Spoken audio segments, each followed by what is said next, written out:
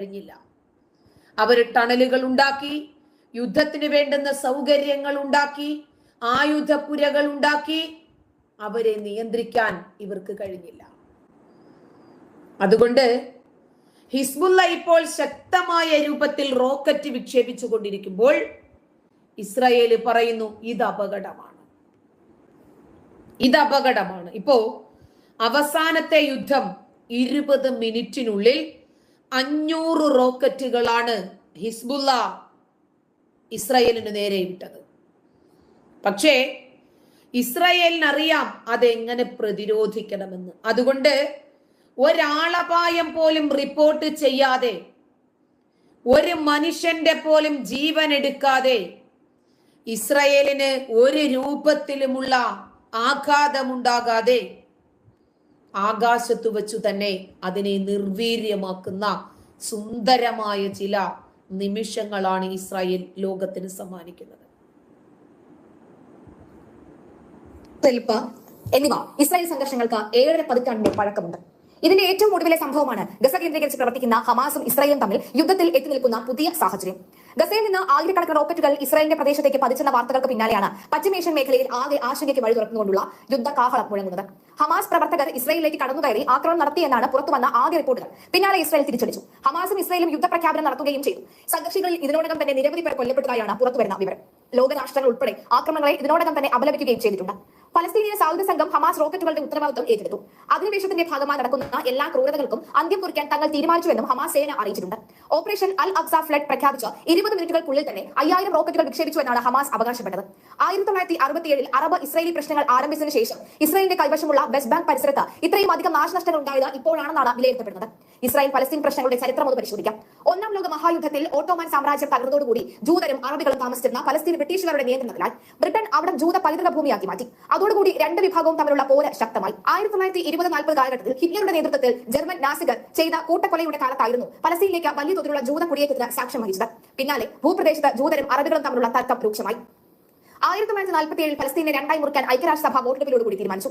ജൂതർക്കും അറബികൾക്കും വ്യത്യസ്ത രാജ്യം എന്നായിരുന്നു ആശയം. അതേസമയം ജൂത അറബ് വിശ്വാസികളുടെ വാദത്തെ ഭൂമിയായ ജെറുസലേം 2 വിഭാഗത്തിനൊപ്പവും അല്ലാതെ 6-ാം നൂറ്റാണ്ടിന്റെ ഗോത്ര പുസ്തക പ്രകാരം ജൂതൻ നമ്മുടെ എക്കാലത്തെയും ശത്രുവാണ്. ജൂതനോട് ഏറ്റുമുട്ടുന്ന വിശ്വാസികളെ വിജയിപ്പിക്കേണ്ടുന്ന ബാധ്യതയുള്ളത് അള്ളാഹുവിനാണ്. ആ അള്ളാഹു വിശ്വാസികളെ വിജയിപ്പിക്കുമെന്നാണ് ഇവരുടെ വിശ്വാസം. അള്ളാഹു 6-ാം നൂറ്റാണ്ടിലെ പുസ്തകത്തിൽ പറഞ്ഞത് പ്രകാരം ജൂതനോട് യുദ്ധത്തിലിറങ്ങുന്ന മുറിയന്മാർക്ക് വിജയമേ ഉണ്ടാകൂ എന്ന ധാരണയിൽ കൂടുതൽ ആത്മവിശ്വാസത്തോടുകൂടി ഇറാൻ ഇറങ്ങുമെന്നാണ് ഇസ്രായേൽ വിചാരിച്ചത്. പക്ഷേ ഇസ്രായേൽ ഇറങ്ങിയില്ല. ഇസ്രായേല് ഒരൽപ്പം പതുങ്ങുന്നത് കുതിക്കാനാണ് എന്ന ധാരണയാണ് ഇസ്രായേലിനുള്ളത്. കാരണം ഇറാനെ സംബന്ധിച്ചിടത്തോളം അങ്ങനെയാണ് ഇതുവരെ സംഭവിച്ചിട്ടുള്ളത്. ഞങ്ങൾ ആക്രമിക്കില്ല, ഞങ്ങൾ യുദ്ധത്തിനില്ല എന്നൊക്കെ പറഞ്ഞിട്ട് ഒളിഞ്ഞിരുന്ന് സൈനിക സന്നാഹങ്ങളെയും മറ്റ് തീവ്രവാദ സംഘടനകളെയും ഒക്കെ സമന്വയിപ്പിച്ചുകൊണ്ട് ഇവർ യുദ്ധത്തിന് ഇറങ്ങാറാണ് പതിവ്. അതുകൊണ്ട് ഇപ്പോ ഇസ്ലാമിക നിയമപ്രകാരം ഇസ്രായേലിനെ തോൽപ്പിക്കുമെന്നും ഹമാസ് ജയിക്കുമെന്നും ഇറാൻ ജയിക്കുമെന്നും ഹിസ്ബുള്ള ജയിക്കുമെന്നും ഇസ്ലാം പഠിപ്പിച്ചതല്ലേ? നമ്മുടെ റഹ്മത്തുള്ള ഖാസിമി മൂത്തയുടെ മൂന്നാമത് ഞാൻ നിങ്ങളോട് പറയാൻ പോകുന്ന കാര്യം, ഇറാനുമായി ഒരു യുദ്ധം സത്യമായി ഉണ്ടായിരിക്കും. അത് യാതൊരു സംശയവും വേണ്ട, അത് നടന്നേ തീരും. അത് വളരെ താമസിയാതെ നടക്കുകയും ചെയ്യും. ഇറാനുമായി യുദ്ധം വന്നാൽ മിഡിൽ ഈസ്റ്റ് ഇനിയും അട്ടിമറിയും. മിഡിൽ ഈസ്റ്റ് അട്ടിമറിഞ്ഞാൽ നമ്മുടെ സാമ്പത്തിക സ്രോതസ് മുഴുവനും നശിച്ചു. അതുകൊണ്ട് എക്കണോമിക്കൽ സിസ്റ്റത്തെ കൃത്യമാക്കാൻ നമ്മൾ പഠിക്കണം. സൂക്ഷിച്ച് ചെലവഴിക്കാൻ പഠിച്ചവർക്ക് ദാരിദ്ര്യം വരികയില്ലെന്ന് മുഹമ്മദ് മുസ്തഫ. ഇതിനൊന്നും കൂടി ശ്രദ്ധിക്കണം. ഞാനിത് വളരെ പണ്ടേ നിങ്ങളോട് പറയുന്നുണ്ട്. ഇനി ഒരു യുദ്ധം ഉണ്ടാവുകയാണെങ്കിൽ അത് ഇറാൻ. ഞാൻ 2000 മുതൽ പറയുന്ന വർത്താനാണ്. പഴയ കേസറ്റൊക്കെ കേട്ട നിൽക്കുകയാണ്. അടുത്ത യുദ്ധം ഇറാനുമായാണ്. അത് ഭയാനകമായിരിക്കും. അതിനാരാ ചെയ്യുക? അതിന് മറ്റുള്ളവരാണ്. എന്തുകൊണ്ട്? ഒരു നഷ്ടവും അവർക്കില്ല. നഷ്ടം ആർക്കുള്ളത്? പറ, ആർക്കാ നഷ്ടം സംഭവിക്കുക? മുസ്ലിമീങ്ങൾക്ക്. ഇറാൻ ഇനി ഒരിക്കലും അമേരിക്കയെ തിരിച്ചടിക്കില്ല. ഇറാൻ തിരിച്ചടിക്കുകയാണെങ്കിൽ തിരിച്ചടിക്കുക എങ്ങനെയായിരിക്കും? ഒരു സാധാരണ നിലയിൽ ഒരു രാജ്യം തിരിച്ചടിക്കുകയും പോലെ ഇറാൻ തിരിച്ചടിക്കുകയാണെങ്കിൽ ഖത്തറിലോ സൗദിയിലോ പറ ഉള്ള അമേരിക്കൻ ക്യാമ്പുകളെ ആക്രമിക്കുകയാണ് ചെയ്യുക. അപ്പൊ സ്വാഭാവികമായും എന്തുണ്ടാവും? ആ രാഷ്ട്രം ആ പക്ഷത്ത് ചേരും. ഇത് നടക്കൂലേ? നടക്കും. ഇത് നടന്നേ തീരൂ. ഇറാനുമായി യുദ്ധം അനിവാര്യമാണ്. അത് നടന്നേ തീരൂ. അത്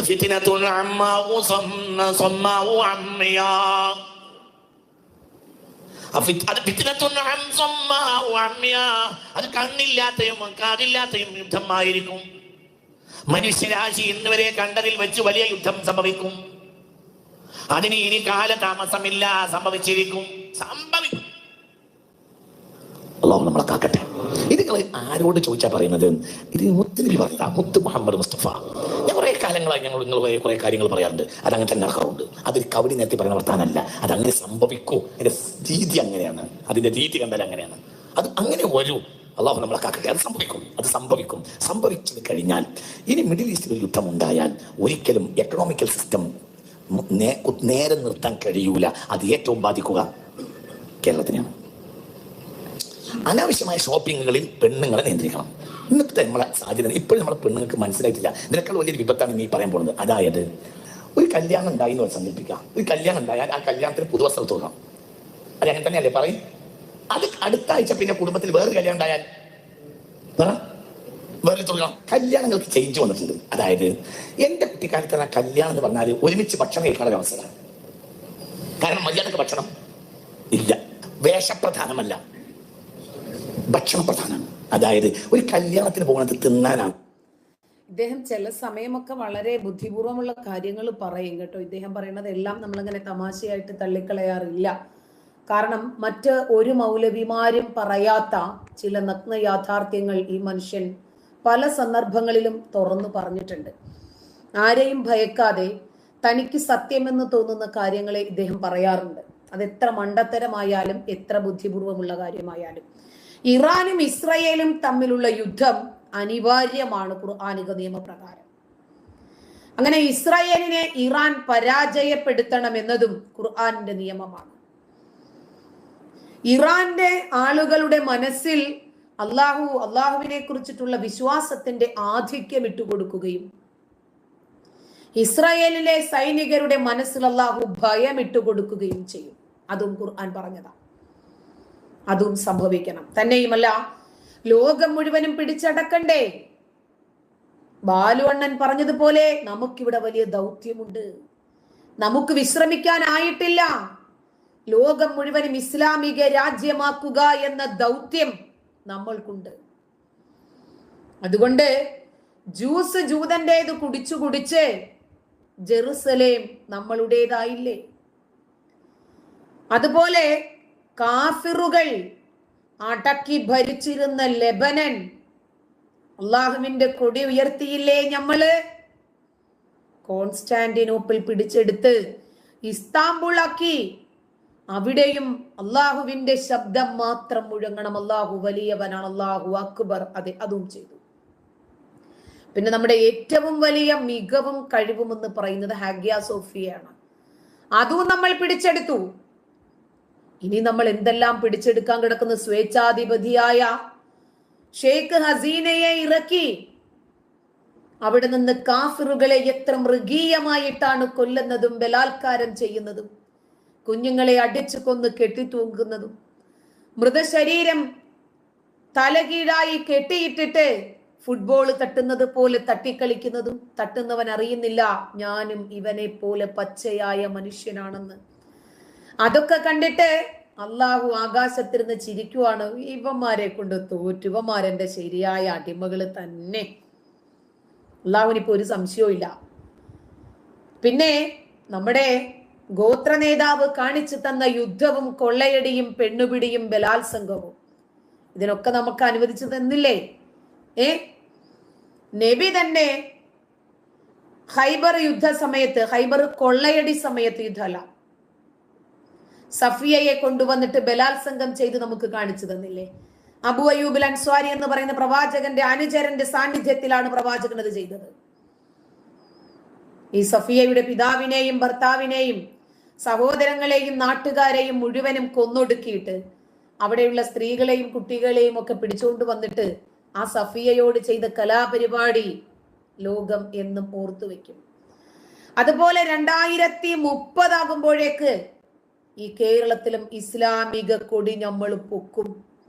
ഇപ്പൊ ബംഗ്ലാദേശിൽ കാഫിറുകളെ കൊന്നൊടുക്കുന്നത് കണ്ടിട്ട് തലശ്ശേരിയിൽ ആഹ്ലാദ പ്രകടനം തുടങ്ങിയെന്നാണ് സോഷ്യൽ മീഡിയയിൽ കണ്ടത്. ഇപ്പോഴുള്ളതാണോ എന്ന് അറിയില്ല. അതുപോലെ കേരളത്തിൽ ആരാ ഇപ്പൊ ഞമ്മന്റെ ആളുകൾക്ക് എതിരായിട്ടുള്ളത്? വലതനും ഇടതനും. നമ്മുടെ കുഞ്ഞാപ്പായും വലിയാപ്പായും ആ പിടിച്ചില്ലേ? നമ്മുടെ പ്രതിപക്ഷ നേതാവാണെങ്കിൽ ഞങ്ങൾ ഒരിക്കലും മുസ്ലിങ്ങളുടെ ഒരു നയത്തിനും എതിരല്ല, ഞങ്ങൾ ഇസ്ലാമിനെതിരല്ല, ജനാധിപത്യത്തിനെതിരല്ല എന്ന് പറഞ്ഞാൽ ശരി, നമുക്ക് സമ്മതിക്കാമായിരുന്നു. പിന്നെ മലദ്വാർ ഗോൾഡിലൂടെ ഞെക്കിപ്പിടിഞ്ഞ് സ്വർണം ഒന്ന് ഹലാലാക്കിയാൽ, കോടിക്കണക്കിന് കറൻസി കൊണ്ടുവന്നാൽ, ഈത്തപ്പയ കുരു അതിന് പകരം സ്വർണം നിറച്ചു കൊണ്ടുവന്നാൽ, ഞമ്മന്റെ കിതാബിനകത്ത് സ്വർണം കൊണ്ടുവന്നാൽ ഏത് നേതാവും നമ്മൾ ഞൊടിച്ചാൽ നമ്മുടെ കൂടെ വരുമെന്ന് ഇവര് തെളിയിച്ചില്ലേ? പിന്നെ യുവജന സംഘടനയൊക്കെ ഞമ്മന്റെ പിള്ളേരാ. ഏത് കേസ് വന്നാലും നമ്മൾ നോക്കിക്കൊള്ളാം. അതുകൊണ്ടാണ് 10 സെക്കൻഡ് കൊണ്ട് പകൽ വെളിച്ചത്തിൽ നിന്റെയൊക്കെ തലകൾ എടുക്കാൻ ഞങ്ങൾ സന്നദ്ധരാണ് എന്ന് പറഞ്ഞിട്ട് നമ്മൾ മിണ്ടിയോ? അരിയും മലരും കുന്തിരിക്കവും വാങ്ങിച്ച് കാത്തു വെച്ചോളാൻ പറഞ്ഞിട്ട് നമ്മൾ മിണ്ടിയോ? ഈ കേരളത്തിന്റെ ഹൈവേയിലൂടെ ഒരു വാഹനം ഓടണോ വേണ്ടയോ എന്ന് പോപ്പുലർ ഫ്രണ്ട് തീരുമാനിക്കുമെന്ന് പറഞ്ഞ് വെല്ലുവിളിച്ചപ്പോ നമ്മൾ മിണ്ടിയോ? ഞമ്മക്ക് നിങ്ങൾ അൽഫാം വെന്തില്ല തന്നാ മതി, ബിരിയാണി തന്നാ മതി. നമ്മൾ എല്ലും കഷ്ണം കാണിച്ചു പട്ടിയെ മോഹിപ്പിക്കുന്നത് പോലെ നമ്മൾ നിങ്ങളുടെ കൂടെ വരും. നിങ്ങൾ പറയുമ്പോൾ കുരയ്ക്കും, നിങ്ങൾ പറയുമ്പോൾ തിന്നും. പോരെ? ന്യൂമാൻ കോളേജിലെ പ്രൊഫസർ ജോസഫ് മാഷിന്റെ കയ്യും കാലും വെട്ടിയപ്പോ നമ്മൾ നിങ്ങളെ എതിർത്തോ? എന്തെന്നറിയാമോ? ഇന്നല്ലെങ്കിൽ നാളെ നമ്മൾ ഒരു ടേബിളിന് ചുറ്റും ഇരിക്കേണ്ടവരാണ് എന്ന് ഓർത്തിട്ട് തന്നെയാണ് നമ്മുടെ മീഡിയകൾ എല്ലാം നിങ്ങൾക്ക് വേണ്ടിയിട്ടല്ലേ. ഇനി ദൃശ്യ ശ്രവണ മാധ്യമങ്ങളെല്ലാം ഇവർക്ക് അനുകൂലം. അങ്ങനെ നമ്മള് ബിരിയാണിയും ഗിഫ്റ്റും പെണ്ണുപിടിയും ദുബായ് ട്രിപ്പും എല്ലാരെയും കൂടെ നിർത്തി. ഇപ്പോ ലാസ്റ്റ് നിർമ്മല കോളേജിലെ നമസ്കാരം വരെ, അതിന് തൊട്ടു മുമ്പ് മലദ്വാർ സംസ്ഥാനം വരെ, ഇനിയും കാഫിറുകളുടെ സ്കൂള്, കോളേജ്, കലോത്സവം അതൊക്കെ നമ്മൾ ഇന്തിഫാദയുടെ കീഴിലാക്കി മാറ്റും. കാഞ്ഞിരപ്പള്ളിയിലെ കാഫിറുകളുടെ കോളേജ് വരെ നമ്മൾ പൂട്ടിക്കും. മനസ്സിലായ? പണമില്ലേ നിങ്ങൾ പഠിക്കണ്ടെന്ന് നമ്മൾ പറയും. നമ്മുടെ ആൾക്കാർക്ക് പണമില്ലേ ഇങ്ങോട്ട് കേറിക്കോളി എന്ന് പറയും. MDMA-യും മലദ്വാർ ഗോൾഡും ഒക്കെ കൊടുത്ത് അവരുടെ പണവും അവരുടെ ആഡംബരം എല്ലാം ഞങ്ങൾ അവരെ വളർത്തിക്കൊണ്ടുവരും. നല്ല മൊഞ്ചുള്ള കാഫിർ പെൺകുട്ടികളെ ലൈനടിച്ച് നമ്മൾ കൊണ്ടുവന്നിട്ട് മതം മാറ്റി ആ കുടുംബത്തിലെ മുഴുവൻ ആൾക്കാരെയും നമ്മൾ അങ്ങനെ ഹലാലാക്കി സ്വർഗത്തിലേക്ക് എത്തിക്കും. ഇങ്ങനെ ഒരുപാട് ലക്ഷ്യങ്ങളുള്ള ആളുകളാണ് നമ്മള് എന്ന് ഇവര് തന്നെ ലോകത്തോട് വിളിച്ചു പറഞ്ഞുകൊണ്ടിരിക്കുക. അതാ ഞാൻ പറഞ്ഞത്, ഏറ്റവും ഒടുവിലെ നിർമ്മല കോളേജിന്റെ വിഷയം വരെ നിങ്ങളൊന്ന് മനസ്സിലാക്കണം. ആ നിർമ്മല കോളേജില് ഒരു ക്രിസ്ത്യൻ മാനേജ്മെന്റ് സ്ഥാപനമല്ലേ, അവിടെ ഇവർക്ക് നമസ്കരിക്കാൻ ഒരു റൂം വേണമെന്ന് പറഞ്ഞ് ഇവരിക്കണ്ട പ്രതിഷേധമൊക്കെ ഉണ്ടാക്കിയത്. ആ പ്രതിഷേധം പിന്നീട് വലിയ രൂപത്തിൽ ആളിക്കത്തിയത് ബംഗ്ലാദേശിന് സമാനമായ സാഹചര്യമായിരുന്നു ഈ കേരളക്കരയിൽ അരങ്ങേറിയത്. അന്ന് സഭ കൃത്യമായ ഒരു തീരുമാനത്തിലെത്തിയതുകൊണ്ട്, അവരൊരു നിലപാടിലെത്തിയതുകൊണ്ട് ഇന്നും നിർമ്മല കോളേജ് അവിടെ നിൽക്കുന്നു. അതല്ലെങ്കിൽ ഇന്നസെന്റ് പറഞ്ഞതുപോലെ ആദ്യം നിസ്കരിക്കാൻ ഒരു കുഞ്ഞു സ്ഥലം, അത് കഴിഞ്ഞാൽ പിന്നെ ഒരു പള്ളി റൂം, പിന്നീട് ബാങ്ക് വിളി, പിന്നീട് ആ മസ്ജിദിന് ഒരു പേരിടൽ കർമ്മവുമായി ബന്ധപ്പെട്ട് കുറെ ആളുകൾ അവിടേക്ക് എത്തും. അതും കഴിഞ്ഞാൽ പുറത്തു നിന്നൊക്കെയുള്ള ആളുകൾ ആ സ്ഥാപനത്തിലേക്ക് നമസ്കരിക്കാൻ വന്നു തുടങ്ങും. പിന്നീട് ഒരു ദിവസം 5 നേരത്തെ നമസ്കാരം അവിടെ തന്നെയാകും. പിന്നീട് എന്തിനാണ് നമുക്ക് ഇങ്ങനെ ഒരു കാഫിറായിട്ടുള്ള ഒരു മാനേജ്മെന്റ്? മാറ്റിയേക്കാം. പിന്നീട് അവിടെ ഹിജാബ് വരും, ആണിനും പെണ്ണിനും ഇടയിൽ മറ വരും, പിന്നീട് ആ സ്ഥാപനത്തിന് ഒരു ഹലാൽ പേര് വരും. അങ്ങനെ ക്രമേണ ഹൈജാക്ക് ചെയ്യാനായിരുന്നു ഇവരുടെ തീരുമാനം. ഒറ്റയടിക്ക് അതെല്ലാം പൊളിച്ചടുക്കി കയ്യിൽ കൊടുത്തു മാനേജ്മെന്റും സഭയും ഒക്കെ. വളരെ സന്തോഷം. ഇവര് ജോസഫ് മാഷോട് ചെയ്ത ക്രൂരതയ്ക്ക് എണ്ണി എണ്ണി അനുഭവിച്ചുകൊണ്ടിരിക്കുക. ജോസഫ് മാഷോട് ചെയ്തത് ചെറുതൊന്നുമല്ലല്ലോ. ആ മനുഷ്യനെ ഈ വേട്ടപ്പട്ടികൾക്ക് വേട്ടയാടാൻ എറിഞ്ഞു കൊടുത്തു. എന്നിട്ട് സഭ മാറി നിന്ന് ചിരിച്ചു. ഇപ്പോ ശരിക്കും അനുഭവിക്കുന്നില്ലേ? ശരിക്കും അനുഭവിക്കുന്നില്ലേ? കുറേവന്മാര് വന്നിട്ട് കുരുക്കള് പൊട്ടിക്കുന്നുണ്ട്. ഞാൻ ചത്തുപോകുമെന്ന് നീയും ചാവൂടാ. എല്ലാ കാലവും നീ ഇരിക്കുവോ? എടാ, വയനാട്ടിൽ കിടന്നുറങ്ങിയ മനുഷ്യര് വിചാരിച്ചോടാ രാവിലെ എഴുന്നേൽക്കുമ്പോ നമ്മുടെ ശരീരഭാഗങ്ങളായിരിക്കും പുഴയുടെ പല ഭാഗങ്ങളിലായിട്ട് ഒഴുകുന്നതെന്ന് ചിന്തിച്ചോ? അവരുടെ വേണ്ടപ്പെട്ടവരൊക്കെ ചിന്തിച്ചോ? നമ്മൾ ചെന്ന് ഒരു കാലിലാണെങ്കിൽ ശരീരത്തിന്റെ മുഴുവൻ ഭാഗവും കിട്ടിയിട്ടില്ല. മയ്യത്ത് കബറടക്കിയ സ്ഥലത്തുള്ള കോൺക്രീറ്റ് 2 കാലുമുണ്ടെങ്കിൽ, കോൺക്രീറ്റിന്റെ 2 പില്ലറും ഉണ്ടെങ്കിൽ മുഴുവൻ ശരീരഭാഗങ്ങളും കിട്ടി. ആര് ചിന്തിച്ചു? ഇത് ഇന്ത്യയാടാ, അത് എനിക്കും അറിയാമടാ. ഈ ഇന്ത്യയുടെ ബഹുസ്വരത ഇങ്ങനെ തന്നെ നിലനിൽക്കണമെന്ന് ആഗ്രഹിക്കുന്നത് കൊണ്ടാണ് സംസാരിക്കുന്നത്. ഇന്ത്യയുടെ ബഹുസ്വരതയ്ക്ക് നിന്നെ പോലെയുള്ള ആളുകൾ ഒരു പോറൽ പോലും ഏൽപ്പിക്കരുത് എന്നുള്ളത് കൊണ്ടാണ് സംസാരിക്കുന്നത്. നമ്മൾ ഭൂരിപക്ഷമായെന്ന് കുറെ ഉത്താദുമാർ കുറെ ആയി കിടന്ന് പുലമ്പുന്നു. എന്തിനാണ്? ലക്ഷ്യത്തിലേക്ക് അടുക്കാൻ. 21 ഊരിയ വാള് അറബിക്കടലിൽ എറിഞ്ഞിട്ടില്ല എന്ന് വിളിച്ച മുദ്രാവാക്യമില്ലേ? ആ വാളും കൊണ്ട് പ്രഹരിക്കാൻ വരാനാടാ. 1921 ഹിന്ദുക്കളെയൊക്കെ കയറി കൊല ചെയ്ത് തുവൂർ കിണറ്റിലേക്ക് വലിച്ചെറിഞ്ഞതുപോലെ ഇപ്പോഴും നടക്കുമെന്നാണ് അവരുടെ വിചാരം. നടക്കില്ല. ഇത് ഇന്ത്യ ആയതുകൊണ്ട് ഈ സ്വതന്ത്ര ഭാരതത്തിൽ നിങ്ങളുടെ യാതൊരു അടവുകളും നടക്കില്ല. മനസ്സിലായോ? ഒരുപക്ഷെ മൗനി ബാബയായിരുന്നു ഭരിക്കുന്നതെങ്കിൽ നമുക്ക് ഉറപ്പിക്കാമായിരുന്നു. ഇന്നിപ്പോ സംവരണത്തെ പ്രതിഷേധിച്ചുകൊണ്ട് ബംഗ്ലാദേശിൽ തുടങ്ങിയ ഈ ഒരു പ്രതിഷേധം ഇത്രയും വല്ലാത്ത ഒരു കലാപമായി അവസാനിച്ചപ്പോൾ പോലും എതിർക്കാൻ പറ്റുന്നുണ്ടോ? സൈന്യത്തിന് പറ്റുന്നുണ്ടോ? അവരെ ഉരുക്കുമുഷ്ടി ഉപയോഗിച്ച് അവരെ നിയന്ത്രിക്കാൻ പറ്റുന്നുണ്ടോ? കാരണം എന്താ? മുറിയന്മാര് പറഞ്ഞ ആളെയാണ് പുതിയ സ്ഥാനപതിയാക്കിയത്. മണിക്കൂറുകൾക്കുള്ളിൽ അദ്ദേഹം ആ സ്ഥാനമൊഴിയുവാണ്. എന്തുകൊണ്ടാണെന്നറിയാമോ? ഇവരുടെ രീതി അറിയുന്നത് കൊണ്ടാണ്. അഫ്ഗാനിൽ താലിബാൻ ഭരണമേറ്റ ഉടനെ തന്നെ എന്തുകൊണ്ടാണ് അഫ്ഗാനിലെ സാധാരണക്കാർ ചെറിയ പൈതലുകളെ വലിച്ചപ്പുറത്തെ അതിർത്തിക്കപ്പുറത്തെ സൈനികരുടെ കരങ്ങളിലേക്ക് വലിച്ചെറിഞ്ഞിട്ട് ഓടി രക്ഷപ്പെട്ടത്? എന്തിനാ? ഞമ്മന്റെ ആളുകളുടെ തനി നിറം അറിയുന്നത് കൊണ്ടാണ്. താലിബാനുകൾ ഓരോ വീട്ടിലും കയറി വന്ന് 10 വയസ്സ് 12 വയസ്സുള്ള കുഞ്ഞുങ്ങളുടെ ലിസ്റ്റ് എടുത്തപ്പോൾ അതിനകത്ത് ഒരു കുട്ടിക്ക് 12 വയസ്സ്. ആ കുട്ടിയെ കടന്നു പിടിക്കാൻ ശ്രമിച്ച താലിബാനോളിയെ എതിർത്തതിന്റെ പേരിൽ അവരുടെ മുമ്പിൽ വെച്ച് ആ തന്തയെ വെടിവെച്ച് കൊല്ലുന്നു ഈ താലിബാൻ ഭീകരർ. ഇതൊക്കെ നല്ലതെന്നാണോ നീയൊക്കെ പറയുന്നത്? ഒടുവിൽ ആ അമ്മ ചെയ്തത് എന്താണെന്നറിയാമോ? മകളെ ടെറസിന്റെ മുകളിൽ നിന്ന് തള്ളി താഴെയിട്ടു. അവരും ചാടി ആത്മഹത്യ ചെയ്തു. ഇവന്മാര് പിച്ചി കീറുന്നതിനേക്കാൾ നല്ലത് മരണമാണ് എന്നവർ വിചാരിച്ചു. ചോദിക്കട്ടെ, ഇതിനകത്ത് വന്ന് തെറി അഭിഷേകം ചെയ്യുന്ന നാറികളോട് ചോദിക്കട്ടെ, എന്താടാ ബംഗ്ലാദേശിൽ കാണിച്ചുകൊണ്ടിരിക്കുന്നത്? ഒരു മനുഷ്യനെ അടിച്ച് കൊന്നതിന് ശേഷം അവന്റെ നിക്കറൂരി സുനയെടുത്ത് കാണിക്കുവാണ്. കണ്ടോ, ഇവൻ കാഫിറാണെന്ന്. ഇവന്റെ ഒക്കെ മനസ്സെന്താണ്? കാഫിറായതുകൊണ്ട് അവൻ കൊല്ലപ്പെടണമെന്നോ? ആണോ?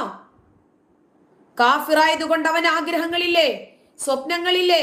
വികാരങ്ങളില്ലേ? അവന് സ്വാതന്ത്ര്യമില്ലേ? അവന് മനുഷ്യാവകാശമില്ലേ? അവൻ കൊല്ലപ്പെടേണ്ടവനാണെന്നോ? ആണോ? ഈ ന്യൂനപക്ഷങ്ങളായ ഹിന്ദുക്കൾ ഈ ഇസ്ലാമിക രാജ്യങ്ങളിൽ അനുഭവിക്കുന്ന യാതനകളെ കുറിച്ചല്ലേ CAA NRCയും ഒക്കെ നമുക്ക് പറഞ്ഞു തന്നത്? അവർക്ക് ഈ സ്വതന്ത്ര ഭാരതത്തിൽ പൗരത്വം നൽകണമെന്ന് തന്നെയല്ലേ പറഞ്ഞു തന്നത്? ഒരു പക്ഷേ അങ്ങനെ അന്ന് നടന്നിരുന്നെങ്കിൽ ഈ കൊലപാതകങ്ങളൊന്നും നമ്മൾ കാണേണ്ടി വരില്ലായിരുന്നു. അതൊക്കെ കണ്ടിട്ട് നിനക്കൊക്കെ സന്തോഷിക്കാൻ പറ്റുന്നുണ്ടെങ്കിൽ നിന്റെയൊക്കെ മനസാക്ഷിയെ പുറത്തെടുത്ത് പോസ്റ്റ്മോർട്ടം ചെയ്യണമെടാ നാറികളെ. അവര്